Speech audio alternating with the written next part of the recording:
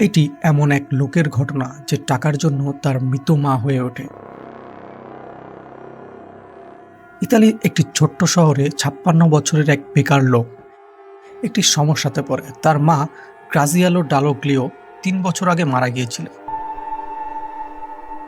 কিন্তু তার মৃত্যুর রিপোর্ট করার পরিবর্তে তিনি একটি সুযোগ দেখলেন। তিনি তার মায়ের ডেড বডি মমি করে লন্ড্রি রুমের একটি স্লিপিং ব্যাগে লুকিয়ে রেখেছিলেন এবং সে তার জায়গায় নিজেকে তুলে ধরার সিদ্ধান্ত নিয়েছিলেন। এই স্ক্যামটি সফল করতে তিনি মিসেস ডাউটফায়ারের মতো লুক নিয়েছিলেন। তিনি মেকআপ, উইগ এবং তার মায়ের কাপড় পরেছিলেন। এমনকি তিনি সরকারি অফিসে তার আইডি কার্ড নতুন করে নিয়েছিলেন।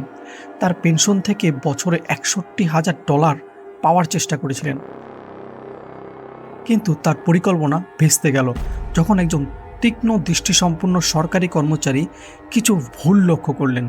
মহিলার ঘাড় অস্বাভাবিক মোটা ছিল এবং তার কণ্ঠস্বর মাঝে মাঝে পুরুষের স্বরে পরিণত হয়েছিল। পুলিশকে ডাক দেওয়া হয়েছিল এবং পুত্রের বিস্ময়কর ৩ বছরের ছদ্মবেশ শেষ হয়েছিল। তিনি এখন জালিয়াতি এবং অবৈধভাবে ডেড বডি লুকিয়ে রাখার জন্য তদন্তাধীন। প্রতারণার একটি সত্যিকারের অদ্ভুত এবং দুঃখজনক গল্প, যা প্রমাণ করে সত্য সত্যিই কল্পনার চেয়ে অদ্ভুত।